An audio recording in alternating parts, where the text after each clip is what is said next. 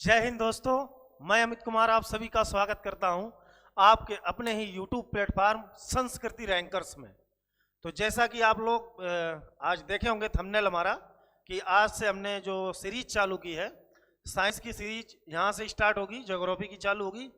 तो साइंस की आज फर्स्ट क्लास आपकी स्टार्ट होने वाली है।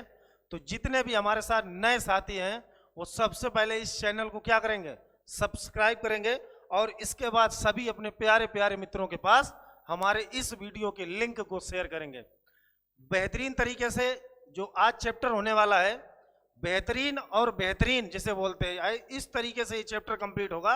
और किसी भी वनडे एग्जाम से लेकर किसी भी एग्जाम में जाओ, जहां भी साइंस आपकी पूछी जाती है, इस चैप्टर से क्वेश्चन आने ही आने हैं।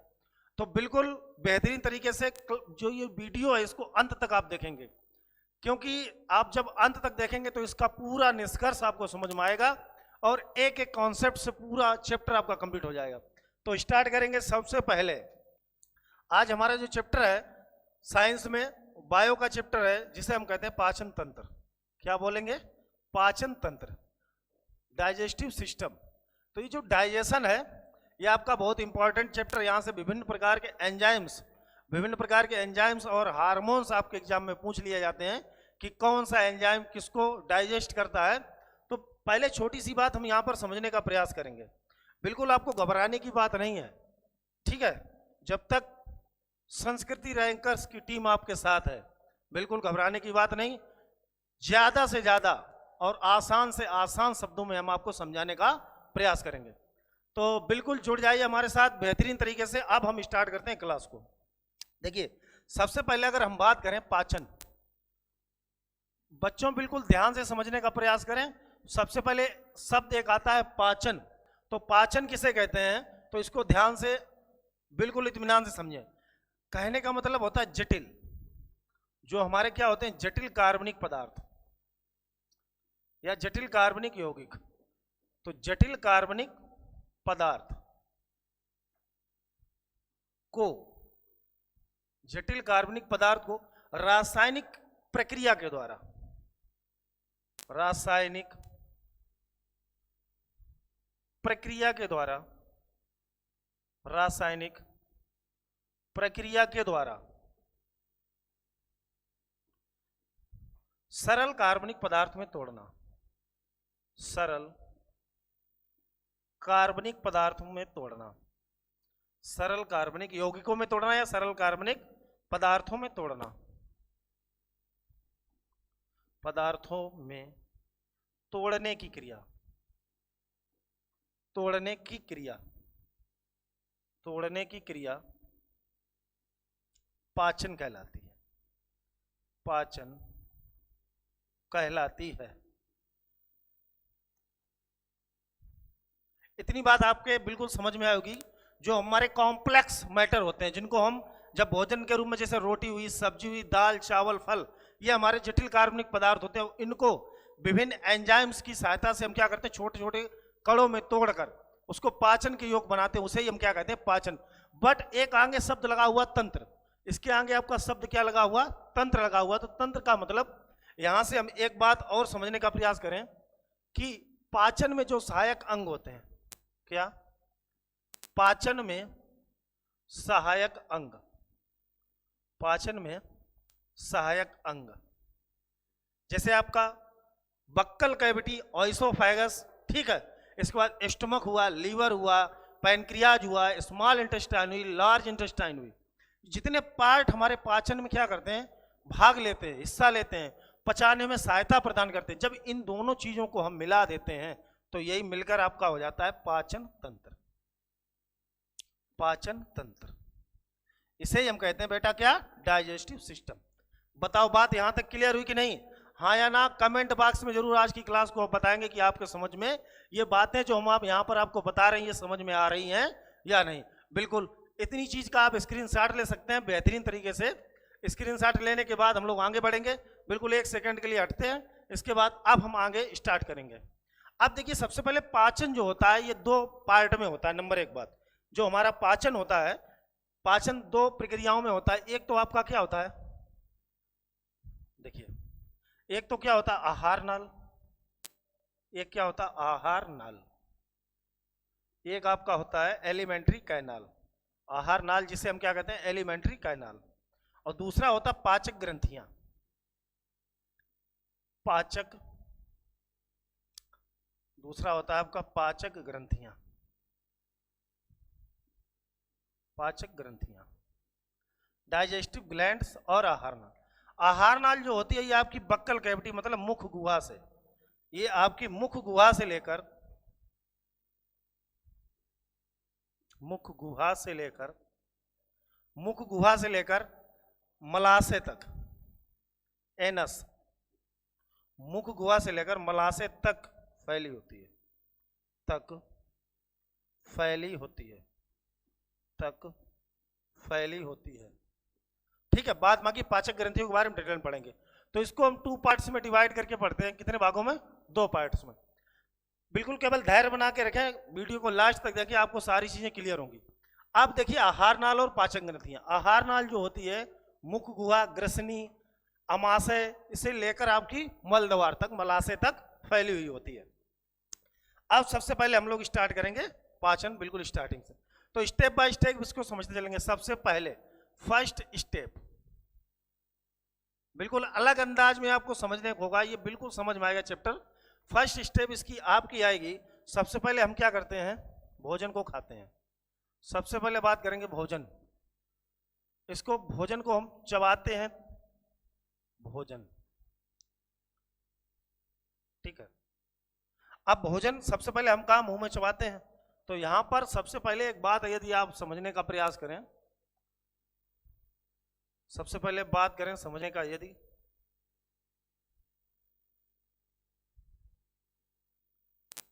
यहां से हम समझने का प्रयास करें तो सबसे पहले समझो, इसके बाद डिटेल में हम आपको बताते रहेंगे, ठीक। सबसे पहले मुंह में हमने भोजन को जैसे ही चबाया, ठीक। अब सबसे पहले मुंह में भोजन को चबाएंगे तो यहां से एक बात समझने का प्रयास करिए। अब भोजन को हम चबाते किससे हैं? सबसे पहली बात आएगी दांत की। सबसे पहले यहां पर ए पार्ट इसका देख लेते हैं, टीथ, जिसे हम क्या कहते हैं दांत। अब सबसे पहले दांत से ही एक प्रश्न यहां से बहुत सारे बनते हैं, दांत से। तो सबसे पहले हम लोग, मनुष्य किस में आता है? मैमेलिया वर्ग में, स्तनधारी वर्ग में आता है। तो स्तनधारी वर्ग के जो दांत होते हैं वो कैसे होते हैं? जीवन काल में 2 बार निकलते हैं, जीवन काल में 2 बार निकलते हैं। तो इसको हम क्या बोलते हैं? द्विबार दंती, द्विबार दंती, ठीक। दूसरा, कैसे दांत होते हैं? विषम होते हैं, अलग अलग प्रकार के दांत होते हैं, ठीक। इंसाइजर होते हैं, काइनाइन होते हैं, प्रीमोलर होते हैं, मोलर होते हैं, ठीक है। तो ये कैसे होते हैं? विषम दंती होते हैं। कैसे होते हैं आपके? विषम दंती होते हैं। और कैसे होते हैं? हम मनुष्य के दांत जो होते हैं वो कैसे होते हैं? जबड़ों में धसे होते हैं। कैसे होते हैं? जबड़ों में धसे होते हैं। तो इनको हम क्या कहते हैं? गर्त दंती कहते हैं। क्या कहते हैं? गर्त दंती, ठीक है। साइंस की भाषा में, साइंस की भाषा में यदि हम समझने का प्रयास करें तो इसे कहते हैं डाइफोयोडोंट, डाइफोयोडोंट, ठीक। दूसरा विषम दंती को क्या बोलेंगे? हेटेरोडोंट्स, हेटेरोडोंट्स। और ये आपके जबड़ों में जो धसे होते हैं इसको हम बोलते हैं थीकोडोंट, थीकोडोंट। बताओ, इतनी बात यहां तक क्लियर? इतनी बात क्लियर। जैसे सरीसृप उभयचर की बात करें, वहां पर दांत कैसे होते हैं? कई बार दंत होते हैं, जीवन काल में कई बार निकल सकते हैं। विषम दंती की जगह कैसे होते हैं? एक समान होते हैं, तो ये समदंती होते हैं। इसके बाद गर्त दंती ना होकर ये कैसे? जबड़ों के ऊपर स्थित होते हैं। जितने सरीसृप उभयचर आपके होंगे उनके दांत कभी भी जबड़ों में धसे ना होकर जबड़ों के ऊपर उसकी सतह पर स्थित होते हैं। इतनी बात आप याद रखना। केवल और केवल ये बात किसकी हो रही है? स्तनधारी वर्ग की। और हम लोग किस में आते हैं? स्तनधारी वर्ग में ही आते हैं। तो स्तनधारी वर्ग के जितने भी जंतु होंगे उनके कैसे दांत होंगे? द्विबार दंती होंगे, विषम दंती होंगे, और कैसे होंगे? गर्त दंती होंगे। इतनी बात क्लियर यहां तक? अब हम यहां पर इसको थोड़ा साफ करके एक बात और समझाने का प्रयास कर रहे हैं। जो दांत होते हैं, सबसे पहले दांत की यदि हम बात करें, दांत की यदि हम बात करें, ठीक, यदि हम दांत की बात करें तो इसको इस तरीके से समझ लीजिए आप, ठीक। दांत के आपके 3 पार्ट होते हैं। सबसे पहले यहां से समझ लो। देखो, यदि सबसे बाहरी भाग की बात करें तो ये सबसे बाहरी भाग क्या कहलाता है? इनेमल। क्या कहलाता है? इनेमल। इसका मध्य भाग क्या कहलाता है और आंतरिक भाग क्या कहलाता है? इसका मध्य भाग होता है डेंटाइन। क्या होता है? डेंटाइन। ठीक। और इसका आंतरिक भाग होता है पल्प गुहा या पल्प कैविटी जिसे बोलते हैं, पल्प गुहा। अब ये तीनों बातें समझने का बिल्कुल प्रयास करेंगे ध्यान से। देखिए जो इनेमल होता है ये दांत का सबसे कठोर भाग होता है, ये आपने पढ़ा होगा अच्छी तरीके से। ठीक है, हमें विश्वास है ये आपने पढ़ा होगा। ये इनेमल क्या होता है? दांत का सबसे कठोर भाग। इसको थोड़ा छोटा लिख रहे हैं, दांत का सबसे कठोर भाग या सबसे मजबूत, दांत का सबसे कठोर भाग। अब ये किससे मिलकर बना होता है? ये कैल्शियम प्लस फास्फोरस से मिलकर बना होता है। जो इनेमल होता है वो आपका कैल्शियम और फास्फोरस से मिलकर बना होता है और ये दांत का सबसे कठोर भाग होता है। अब इसके बाद डेंटाइन जो होता है, डेंटाइन ये भी कैल्शियम और फास्फोरस है, लेकिन कैल्शियम की मात्रा फास्फोरस से कम होती है। इस तरीके से याद रखना, कैल्शियम और फास्फोरस से मिलकर ये भी बना होता है। पल्प गुहा जो होता है, ये बहुत ही मोस्ट इंपॉर्टेंट क्वेश्चन आया हुआ है यहाँ से। इसको बिल्कुल आप बिल्कुल देखिए, जैसे यहाँ पर हम साइंस पढ़ा रहे हैं, इसको आप बिल्कुल अपने ऊपर प्रयोग करते हुए अगर पढ़ेंगे तो ये चीजें सारी क्लियर होंगी। देखिए पल्प गुहा, जब हम ठंडा पानी पिए तो ठंडा लगता है, गर्म पानी पिए गर्म लगता है। तो सीधा सा मतलब है जो ठंडे और गर्म का आवाज हमें दांत का कौन सा भाग करवाता है?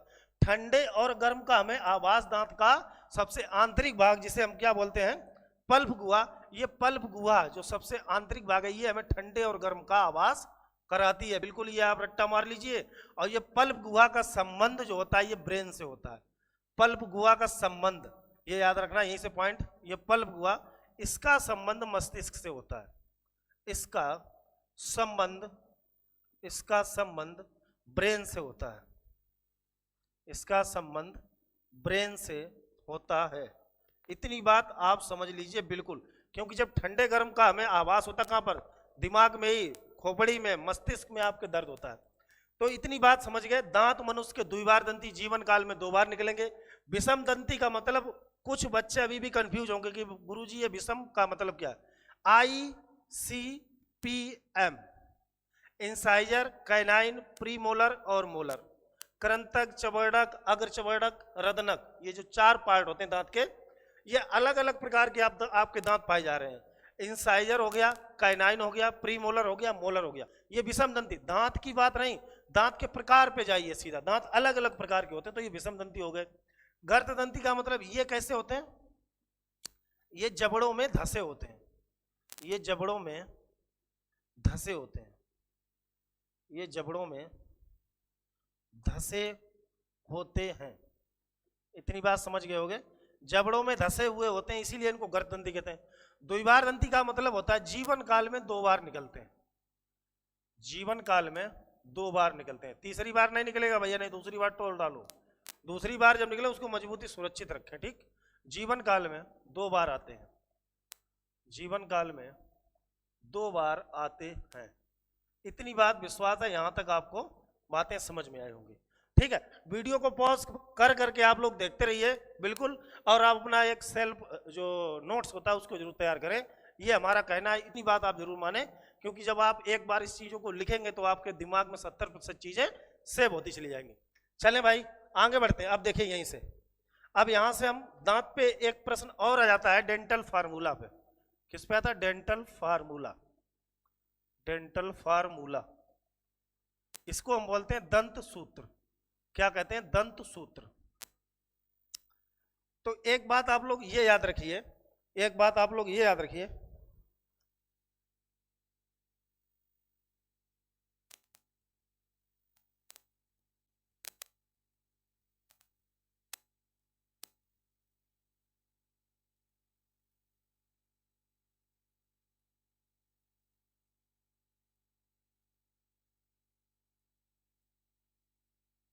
चलिए भाई आगे स्टार्ट करते हैं। दंत सूत्र। अब देखिए मनुष्य में 2, जैसे एक तो हो गया एडल्ट, एक क्या हो गया? एडल्ट।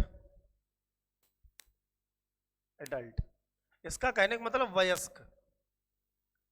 वयस्क, ठीक है। और दूसरा आपका किड्स, मतलब बच्चों का। किड्स, बच्चों का। बच्चों का अलग होगा और वयस्कों का अलग होगा, क्योंकि वयस्क में दांतों की संख्या कितनी होती है भैया आपको पता ही है। वयस्क में दांतों की संख्या कितनी होती है 32, और बच्चों में कितनी होती है 20। कितनी होती है 20। अब देखो इसने समझने का प्रयास करिए। दंत सूत्र जो होता है, अब देखिए वयस्क का जो होता है वो होता है 21 23 अपान 21 23 इंटू 2। अब इसको आप निकाल भी सकते हैं। 2 और 2, 2 और 2 4 और 2 6, 4 10 और 6 16, 16 में मल्टीप्लाई 2 का करेंगे कितने हो गए 32। ये देखिए यहां से आपको ये प्रूव हो गए कितने हैं 32। यहां पर बच्चों का जो होता है 2102, 2102 अपान 2102 इंटू 2। देखिए 4 4 8 और 2 10, 10 दूना 20।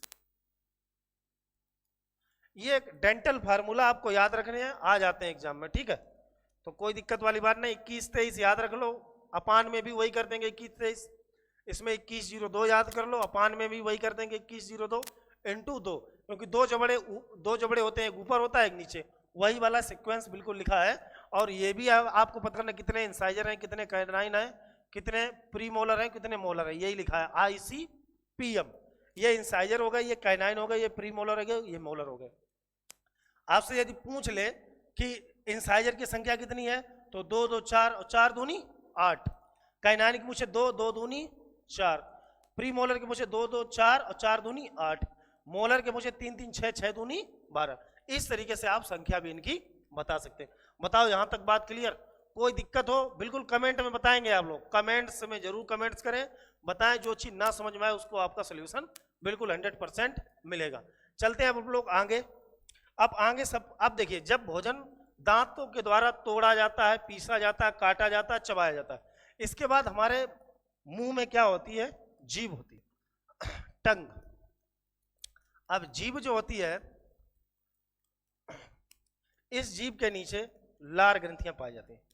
इस जीभ के नीचे सलाइवरी ग्लैंड्स जिसे बोलते हैं हम लोग, लार ग्रंथियां, लार ग्रंथियां पाई जाती हैं। और ये लार ग्रंथियों की संख्या जो आपकी होती है वो होती है 3 पेयर्स या 3 जोड़ी। 3 जोड़ी लार ग्रंथियां होती हैं। यहां तक समझना, लार ग्रंथियां कितनी होती है 3 जोड़ी, मतलब संख्या इनकी हो गई 6। 2 2 4 और 2 6, ये जोड़ा है, ये आपका हमने जोड़ा बनाया। 3 जोड़ी का मतलब संख्या इनकी कितनी हो गई 6। अब ये 3 जोड़ी जो लार ग्रंथियां होती हैं, इनसे हमारा क्या रिलीज होता है, सलाइवा रिलीज होता है। यहां से लार ग्रंथियों से सलाइवा मतलब लार। अब लार ग्रंथियों से लार निकलती है, इस लार में क्या होता है वाल भैया उसे समझना है। इस लार में बहुत सारी चीजें पाई जाती हैं। सबसे पहले यहाँ पर एक तो होता है H2O जिसे बोलते हैं जल। यहाँ पर आपका H2O होगा। यहीं पर आपका पाया जाएगा बाइकार्बोनेट। क्या होगा, बाइकार्बोनेट, बाइकार्बोनेट। यहीं से आपका एक पाया जाएगा लाइसोजाइम, लाइसोजाइम। यहीं पर आपका एक होता म्यूकस। क्या होता है म्यूकस। और यहीं पर आपका पाया जाएगा टाइलिन। क्या होता है टाइलिन, टाइलिन एंजाइम यहीं पर पाया जाएगा। ये चीजें लार में होती हैं। देखिए लार में इतनी चीज, किताबों में आपको केवल टाइलिन दिखेगा, लाइसोजाइम मिल जाएगा कहीं कहीं, लेकिन ये जो मुख्य मुख्य 3 चीजें, इनका भी बहुत बड़ा रोल होता है आपके किसमें, आपके पाचन में इनका बहुत बड़ा रोल है। तो इनको हम लोग एक एक करके बारी बारी से देख लेंगे किसका क्या काम है। तो यहीं पर हम इस स्लाइड में आपको समझाने का प्रयास करेंगे। देखिए जो आपका H2O होता है plus mucus, H2O plus mucus, ये भोजन को क्या करते हैं, चिकना बनाते हैं और निगलने में सहायता प्रदान करते हैं। ये क्या करते हैं, भोजन को चिकना, नमी भी प्रदान करते हैं। भोजन को नमी, चिकना बनाएंगे, नमी प्लस चिकना बनाएंगे। और यहीं से एक काम और करेंगे, दूसरा काम यदि हम समझें तो भोजन को निगलने में सहायता।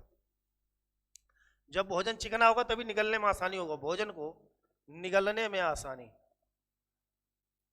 निगलने में सहायता प्रदान करते हैं।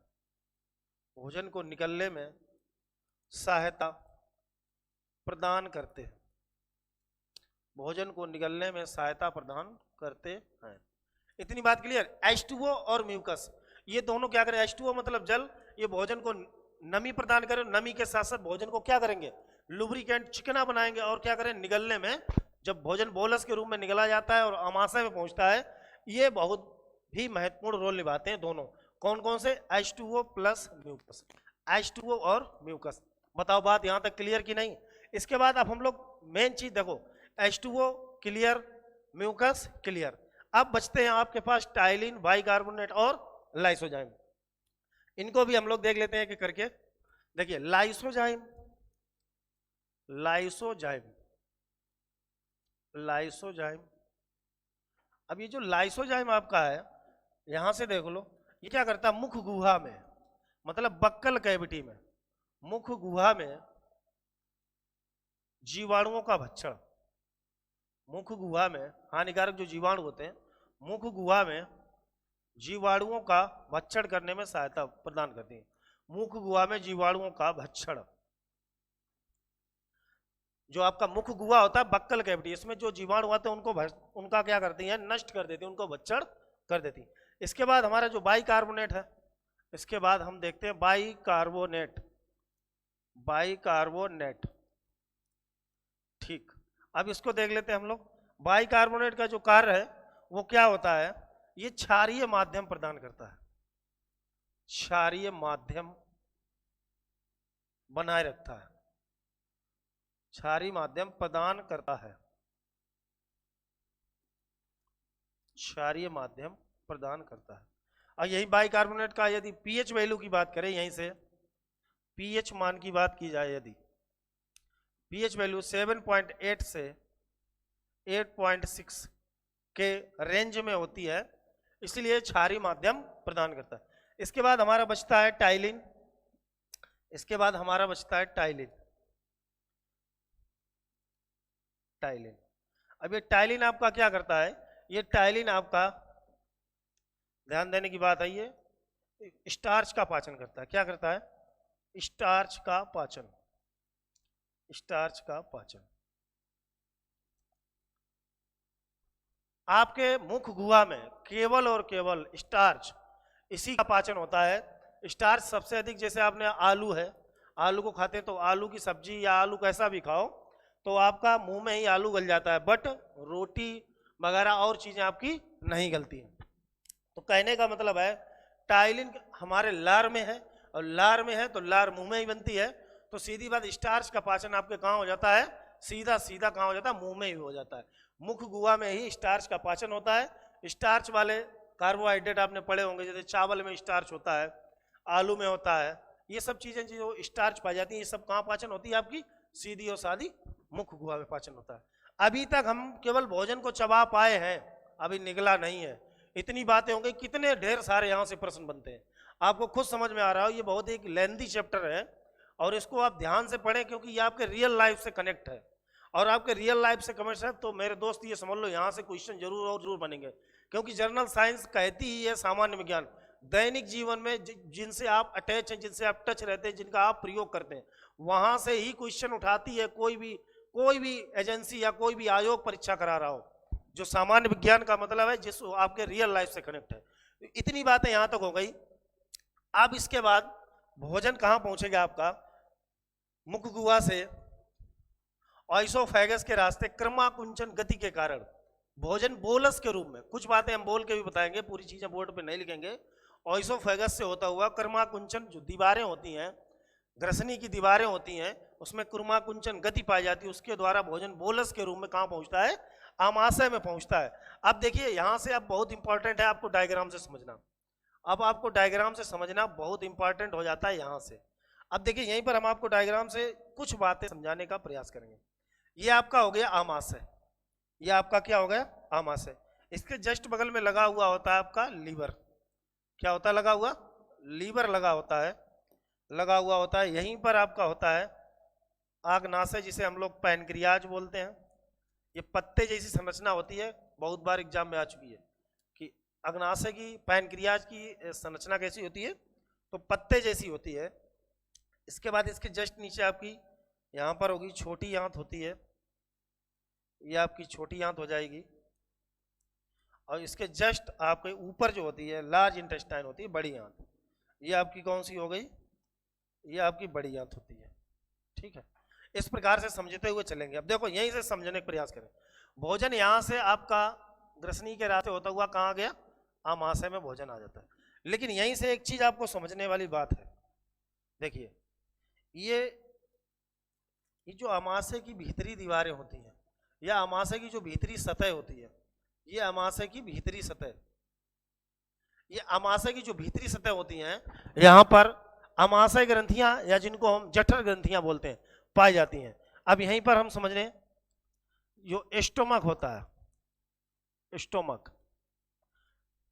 स्टोमक जिसे हम लोग क्या बोलते हैं, आमाशय। बहुत ही इत्मीनान से आप लोग समझते हुए चलेंगे। ठीक, अब ये स्टोमक जो आमाशय आपके सामने रखा हुआ है, इसकी दीवारों पर आपकी क्या पाई जाती हैं, इसकी दीवारों पर, थोड़ा ऊपर कर देते हैं, आमाशय की जो मतलब सरफेस होती है, सरफेस, आमाशय की सरफेस, सरफेस का मतलब सतह। तो आमाशय की जो सतह होती है, इस पर क्या होती हैं, आमाशय ग्रंथियां या जिनको हम बोलते हैं जठर ग्रंथियां, यहां पर होती हैं आमाशय ग्रंथियां, ये जिनको हम लोग और किस नाम से जानते हैं, जठर ग्रंथियां, जठर ग्रंथियां, आमाशय ग्रंथियां या जठर ग्रंथियां। अब आमाशय ग्रंथियां या जठर ग्रंथियां होती, इनसे जो रिलीज होता है, इनसे रिलीज होता है तो वो होता है जठर रस। इनसे रिलीज क्या होता है आपका, जठर रस, इनसे रिलीज होता है जठर रस, जिसको हम बोलते हैं गैस्ट्रिक जूस, गैस्ट्रिक जूस, इनसे रिलीज होता है आपका गैस्ट्रिक जूस, जो कि बहुत ही अत्यधिक अम्लीय होता है। ये गैस्ट्रिक जूस कैसा होता है, ये अत्यधिक अम्लीय होता है, गैस्ट्रिक जूस होता है अत्यधिक अम्लीय, अत्यधिक अम्लीय होता है। इसकी पीएच वैल्यू 1 से 3 के मध्य में होती है, पीएच वैल्यू, पीएच वैल्यू इसकी कितनी होती है, 1 to 3 के रेंज में होती है। इसके मतलब ये अत्यधिक अम्लीय होता है। आपने जब भी कभी, जैसे आप व्रत रहते हो या आपने भोजन या आपने रोटी बहुत समय से नहीं खाया, खाना आपने बहुत समय से नहीं खाया, तो आपके पेट में क्या होने लगती है, जलन होने लगती है, एकदम ये लगता है कि बहुत तेज इसके अंदर तेजाब जैसा जल रहा है। तो कारण क्या होता है, यहां से तो आपका भोजन जो होता है, यहां से आपका रस निकलना बंद नहीं होता, जठर रस, तो वो आपके आमाशय में इकट्ठा होता रहता है। और जब आपके आमाशय में इकट्ठा होता रहता है तो सीधी सी बात, जब ज्यादा रस इकट्ठा हो जाएगा तो सीधी बात आपके पेट में क्या होगी, एसिडिटी होगी। अब आपके पेट में जब एसिडिटी बढ़ेगी, क्यों बढ़ती है, क्योंकि हमने भोजन खाया नहीं, और जब भोजन खाया नहीं तो भोजन के साथ में आपका बाइकार्बोनेट यहाँ पर आया नहीं, क्योंकि इसके जस्ट पीछे हम आपको बता चुके हैं, इसके जस्ट पीछे हमने आपको बताया है, यहाँ पर देखिए, देखिए इसके बाद यहाँ ये देखिए बाइकार्बोनेट, बाइकार्बोनेट क्या करता है, क्षारीय माध्यम प्रदान करता है। टाइलिन, देखिए ध्यान से सुनना, टाइलिन जो है स्टार्च का पाचन करता है, जबकि बाइकार्बोनेट क्षारीय माध्यम प्रदान करता है, और इसकी पीएच वैल्यू देखिए 7.8 से 8.6। तो जब ये भोजन के साथ, जब ये भोजन के साथ मिलकर अपने कहाँ पहुंचता है, आमाशय में पहुंचता है, तो सीधा सीधा ये क्या करता है, वहां का अम्लीय माध्यम जो होता है उसको खारिज कर देता है, उसको खत्म कर देता है, ये उसमें मिल जाता है। तो अत्यधिक अम्लीय का जो माध्यम होता है वो थोड़ा थोड़ा मिलकर कैसे बराबर मात्रा में आ जाता है और आपकी एसिडिटी खत्म हो जाती। बात क्लियर हो तो बताना, बिल्कुल अगर बातें क्लियर हो रही हो, चीज समझ में आ रही हो, तो बिल्कुल अपने सभी मित्रों के पास दबा के इस वीडियो को शेयर करना। बस यदि आपके समझ में आए तो चीजें आपको बेहतरीन तरीके से कंटेंट में, जब आपको लगे कि हाँ दम है, तो आप ये बात करेंगे, क्योंकि यहाँ पर कैमरे के सामने खड़े होके इस समय गर्मी में वीडियो बनाना, तो समझ लो थोड़ी सी इज्जत आपके हाथ में। अब हम लोग यहाँ पर देखते हैं आमाशय ग्रंथियां, जठर ग्रंथियां। अब यहाँ जठर ग्रंथियों से क्या निकल रहा है आपका, जठर रस। अब इस जठर रस में कौन सी बला भैया पाई जाती है उसको हम देखते हैं, जठर रस। इस जठर रस में गैस्ट्रिक जूस में, जिसको हम क्या बोलते हैं, गैस्ट्रिक, गैस्ट्रिक जूस। देखिए इस गैस्ट्रिक जूस में आपके 3 एंजाइम होते हैं, ठीक है, 3 एंजाइम होते हैं। इन तीनों के बारे में हम लोग डिटेल में पढ़ेंगे, ठीक है।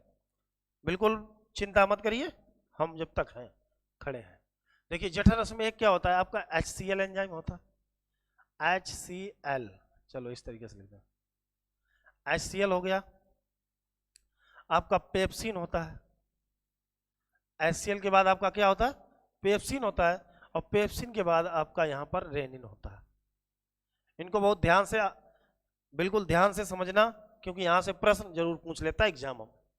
HCl क्या करता है, ये भी जीवाणुओं का भक्षण करता है, जीवाणुओं का भक्षण, ये भी आपका क्या करता है, जीवाणुओं का भक्षण, जीवाणुओं का, ये भी आपका जीवाणुओं का भक्षण करता है। अब भोजन में कभी कभी हम लोग दाल चावल के साथ छोटे छोटे जो कंकड़ पत्थर चले जाते हैं, ये इनको गला देता है, कठोर पदार्थों को, छोटे छोटे जो कंकड़ पत्थर होते हैं, कठोर पदार्थों को, ये बातें आपको किताबों में नहीं मिलेंगी भैया, कठोर पदार्थों को गला देता है,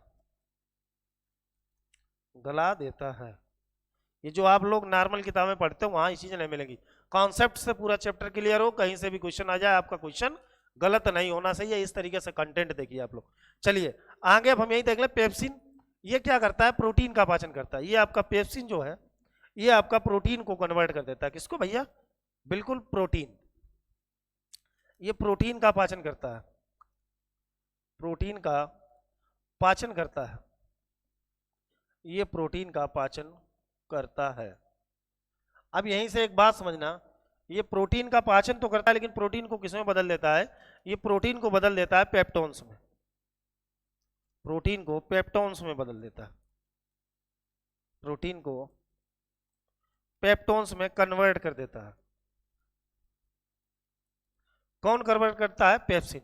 तो भोजन में जो रोटी वगैरह होती है जिसमें प्रोटीन पाई जाती है, तो उसको ये जो पेप्सिन एंजाइम होता है ये कन्वर्ट का मतलब बदल देता है, किसमें बदल देता है, पेप्टोन्स में। किसमें बदल देता है भैया, पेप्टोन्स में। बिल्कुल आपको ज्यादा याद नहीं, ये पेप्टोन्स भी आपका भोजन ही है, ठीक है। सीधा सीधा आपसे प्रश्न आएगा कि प्रोटीन का पाचन कौन करता है, तो आप सीधा सीधा बता देंगे कौन करता है, पेप्सिन करता है। कभी कभी अच्छे लेवल के एग्जाम में SSC वगैरह में, SSC CGL हुआ, SSC CHSL हुआ, जो वहां पर GS पूछी जाती है वो थोड़ा अच्छे लेवल की पूछ लेते वो लोग, तो कभी कभी इस तरीके से पूछेगा कि जो पेप्सिन एंजाइम है वो प्रोटीन का आपका कन्वर्ट या बदल किस में देता है, तो आपको बिल्कुल याद रखना किसमें बदल देता है, पेप्टोन्स में बदल देता है। इसके जस्ट बाद अब हम लोग यहीं से बात करेंगे किसकी, रेनिन की बात करें। तो ये रेनिन क्या होता है, ये भैया बहुत अच्छा एंजाइम है, रेनिन जो एंजाइम है ये बहुत अच्छा एंजाइम है, और इसका काम तो बहुत ही बेहतरीन है, ठीक है। आप यहां से देखिए रेनिन क्या होता है, ये दुग्ध व दुग्ध प्रोटीन का, दुग्ध व दुग्ध प्रोटीन याद रख लेंगे हम लोग, दुग्ध प्रोटीन या लैक्टोज कह सकते हैं। दुग्ध शर्करा में क्या होता है, लैक्टोज, या कभी कभी लैक्टिक एसिड वाली बातें पूछेगा, ठीक, लैक्टिक अम्ल। इनका क्या कर देता, पाचन करता है, पाचन करता, ठीक है। रेनिन एंजाइम दुग्ध का पाचन, दुग्ध पदार्थ का पाचन, दुग्ध के जितने प्रोडक्ट्स हैं उनका पाचन, लैक्टिक एसिड, जितनी चीजें दूध में भाई लैक्टिक एसिड होता है, लैक्टोज शर्करा होती है, आपको पता ही है दूध में क्या होती है, लैक्टोज शर्करा, एसिड कौन सा होता है, लैक्टिक एसिड होता है।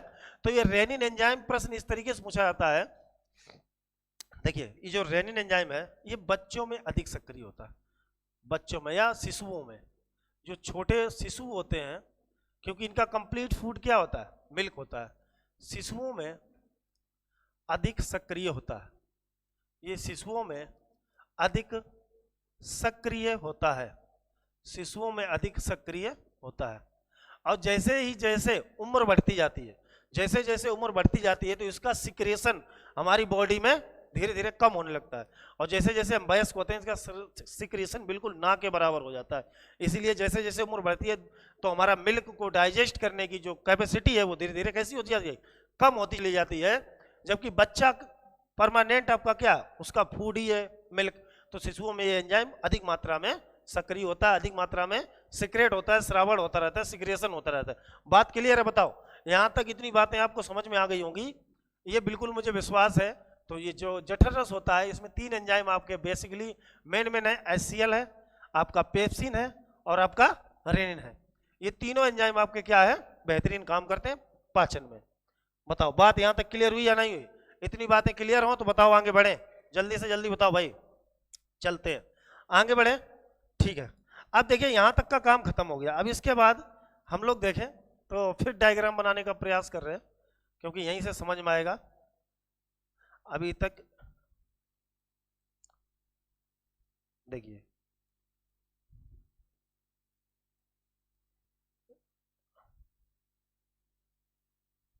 देखिए बस अब आप लोग यहीं से समझ जाएंगे।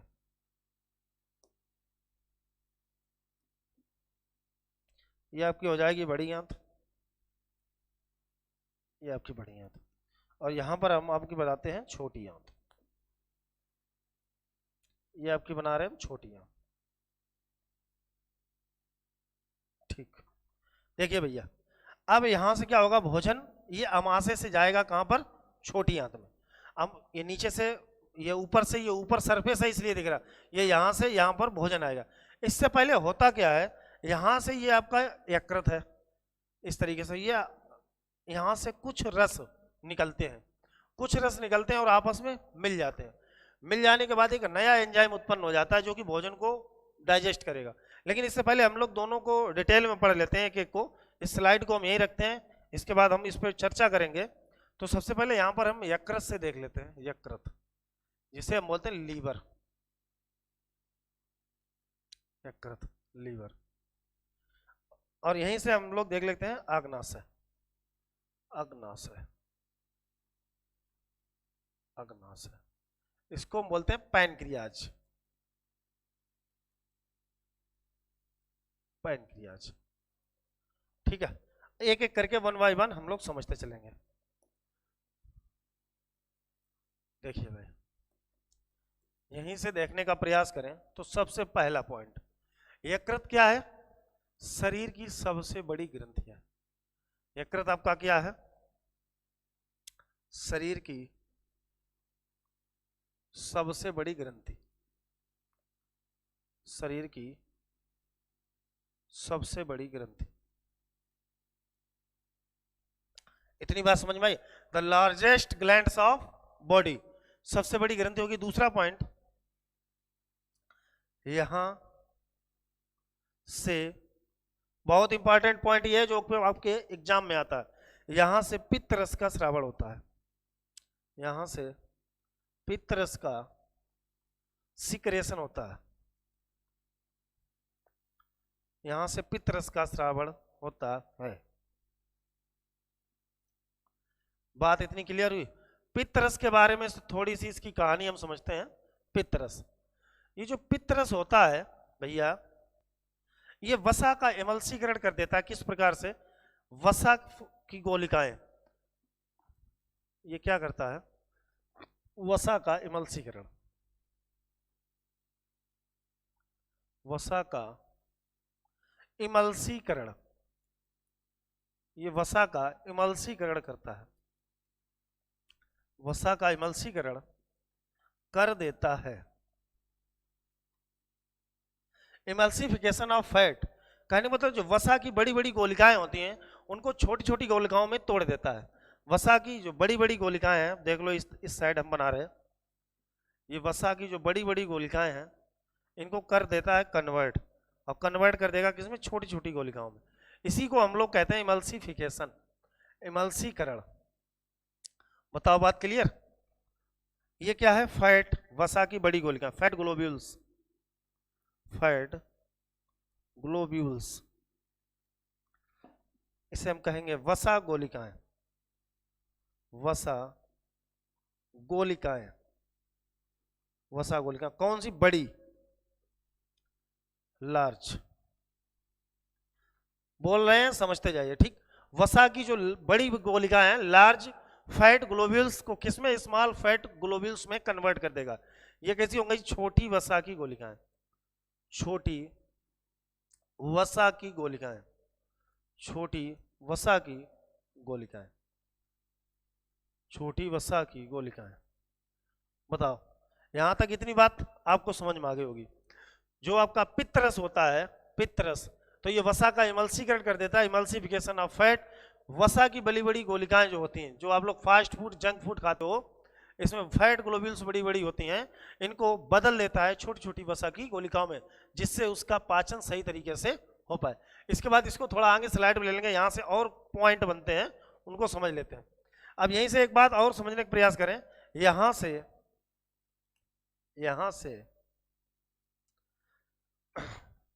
यहां से यूरिया का निर्माण होता है। क्या होता है? यूरिया का निर्माण। यूरिया का निर्माण होता है भैया, बिल्कुल सही बात है। प्रश्न आता है, यहीं से एक प्रश्न आ जाता है आपका, यहीं से कि जो यकृत होता है इसमें सबसे अधिक पुनरुद्भवन की क्षमता पाई जाती है। इसमें सर्वाधिक रीजनरेशन की कैपेसिटी होती है, सर्वाधिक पुनरुद्भवन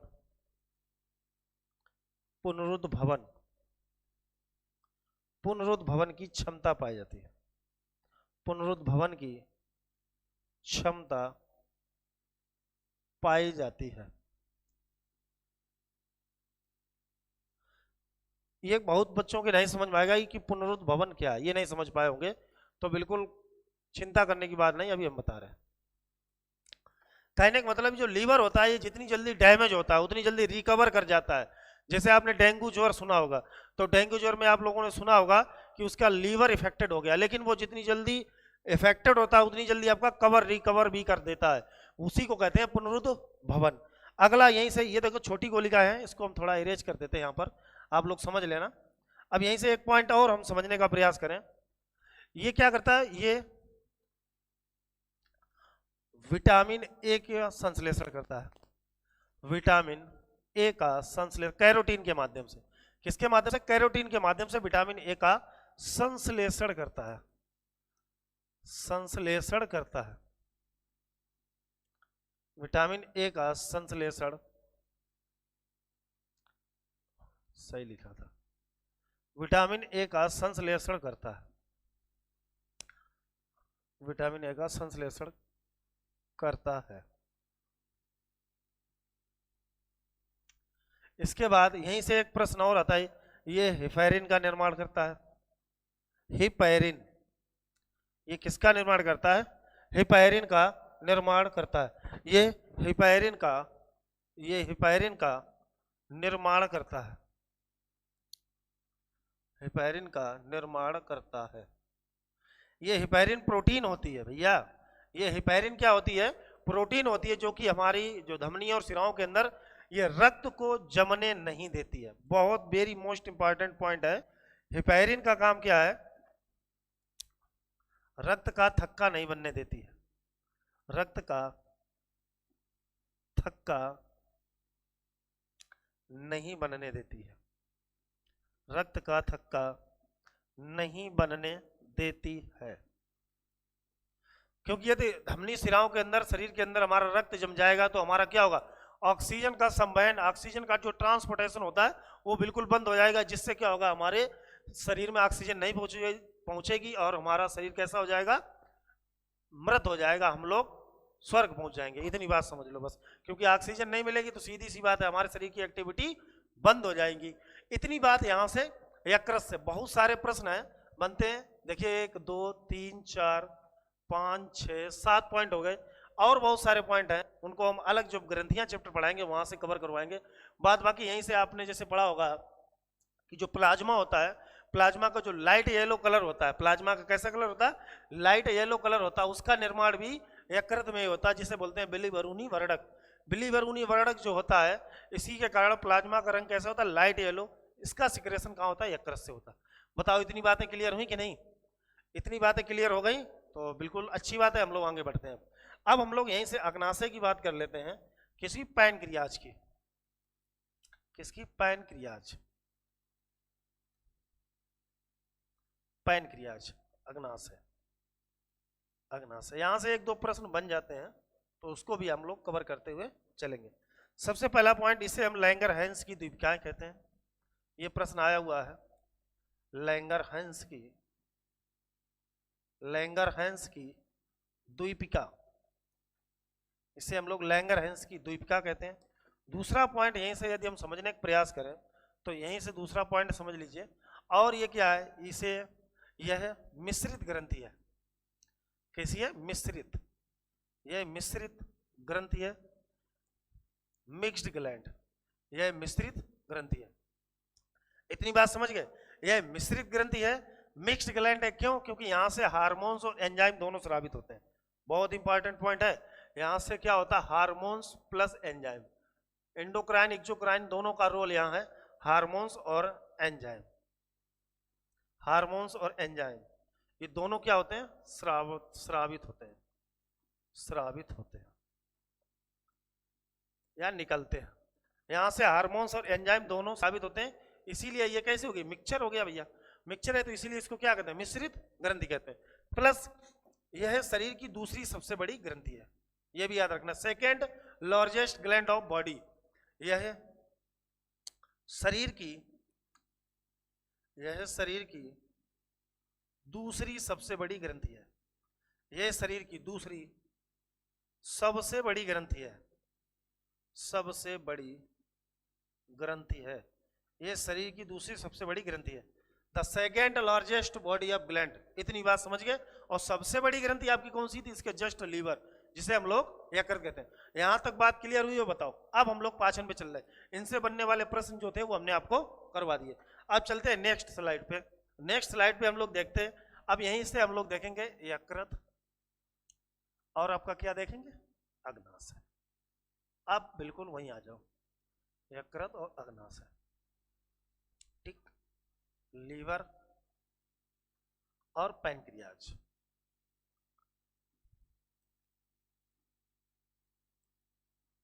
अब देखिए, यकृत से आपने पढ़ लिया क्या, बाइल जूस, यहां से आपका निकलता है, यहां से क्या निकलेगा, बाइल जूस, जिसे कहते हैं पित्तरस।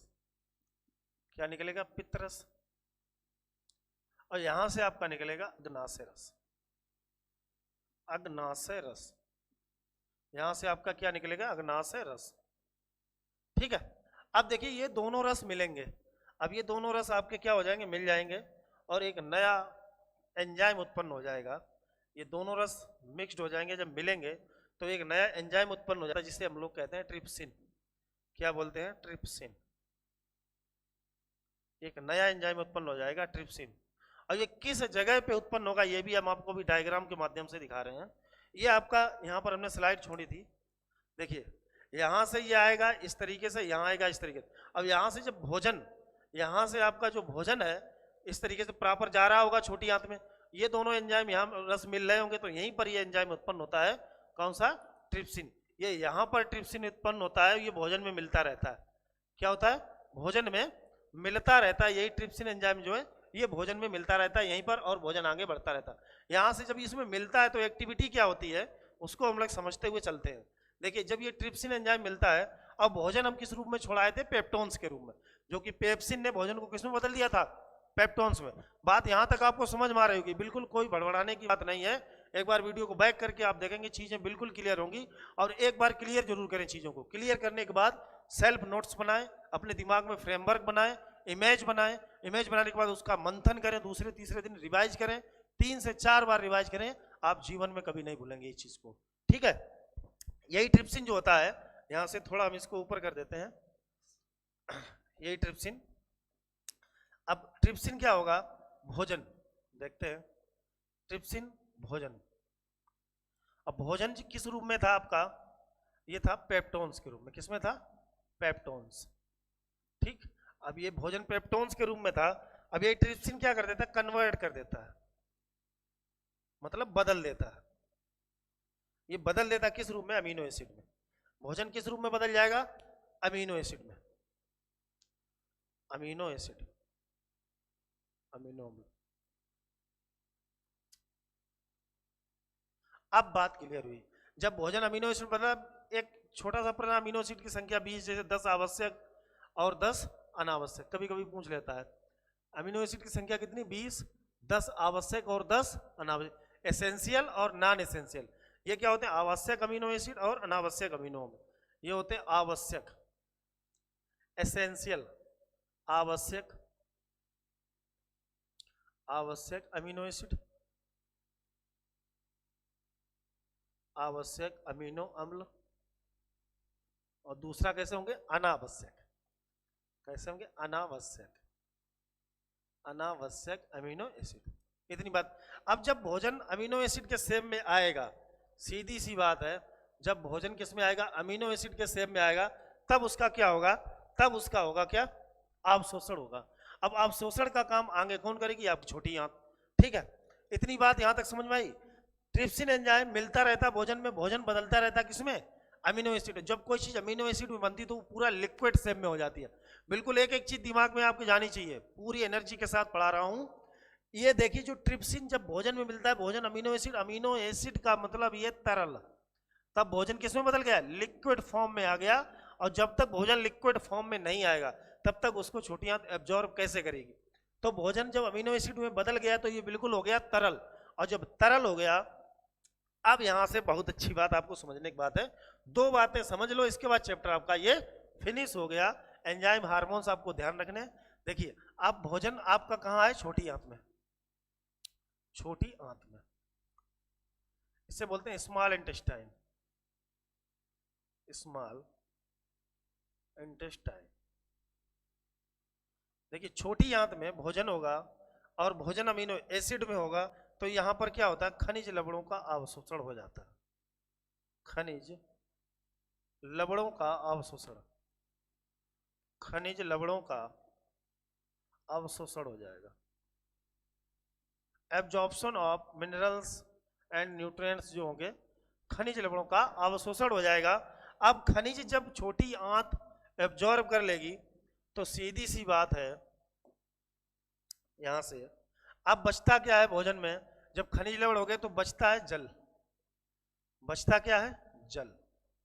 अब इस जल का जो एब्जॉर्प्शन करेगा वो कौन करेगा, जल का अवशोषण, जल का अवशोषण कौन करेगा, जल को कौन सोख लेगा भैया, तो ये होगी बड़ी आंत आपकी, लार्ज इंटेस्टाइन, बड़ी आंत, बड़ी आंत, लार्ज इंटेस्टाइन। बताओ अब कोई दिक्कत, खनिज लवण को छोटी आंत ने एब्जॉर्ब कर लिया, बड़ी आंत ने जल को, बाद में बचा गया अवशिष्ट पदार्थ बता, जो कि मलाशय के द्वारा शरीर के बाहर कर दिया जाता है, गुदा के द्वारा, मलद्वार के द्वारा। अब बचता क्या, अवशिष्ट पदार्थ, बचा हुआ जो पदार्थ पड़ेगा, अवशिष्ट पदार्थ, अवशिष्ट पदार्थ मलाशय के द्वारा, अवशिष्ट पदार्थ मलाशय के द्वारा बाहर कर दिया जाता है, बाहर निकाल दिया जाता है, बाहर निकाल दिया जाता है, बाहर निकाल दिया जाता है। ये आपका था पाचन तंत्र। इसका एक जो प्रैक्टिस इसकी करवा देंगे, इसके एमसीक्यू जितने बनने वाले हैं पाचन से रिलेटेड, एक दूसरी क्लास में इसको हम करवा देंगे, तो ये चैप्टर आपका बिल्कुल कंप्लीट हो जाएगा। आपको बिल्कुल चिंता करने की जरूरत नहीं। यहाँ से एक क्वेश्चन बनता है कि जो शाकाहारी जंतु होते हैं, शाकाहारी जंतु क्योंकि वो रेशेदार घास वगैरह खाते हैं, तो उसमें सेल्यूलोज की मात्रा अधिक होती है, तो सेल्यूलोज का पाचन कहाँ होता है, तो सीकम में होता है। ये आपको याद रखना है, ये शाकाहारी जंतुओं में होता है, जो कि पूंछ के लास्ट में पाया जाता है। तो यहीं से एक प्रश्न आ जाता है कि सेल्यूलोज का पाचन, सेल्यूलोज का पाचन, ये भी आपकी शर्करा है सेल्यूलोज। तो सेल्यूलोज का पाचन शाकाहारी जंतुओं में सीकम में होता है। सेल्यूलोज का डाइजेशन, पाचन शाकाहारी जंतुओं में, शाकाहारी जंतुओं में सीकम में होता है।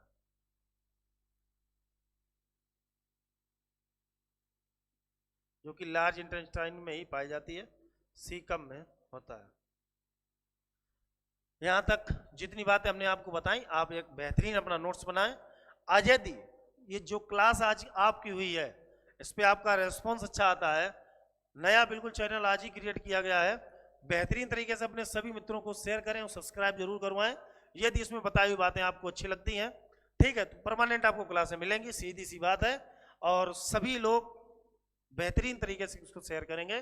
धन्यवाद। मिलेंगे नेक्स्ट क्लास में बहुत ही इसी एनर्जी, ऊर्जा, और जितने भी हमारे साथी इस क्लास को देख रहे हैं, चाहे वो यूपी पुलिस के हों, एसएससी जीडी के हों, वनडे एग्जाम कोई भी हो, कहीं भी जहां साइंस आती है, जो भी बच्चा, जो भी दोस्त, जो भी भाई बहन, जो भी हमसे बड़े छोटे जो भी हैं, उन सभी से यही कहना है कि इस क्लास को अच्छी तरीके से एक बार पढ़ जरूर लें। आपको आता है अच्छी बात है, लेकिन एक बार इस क्लास को ध्यान से अवश्य देखें और अपना अच्छा सा इस पर रिस्पॉन्स दिखाएं। तब तक के लिए नमस्कार, जय हिंद।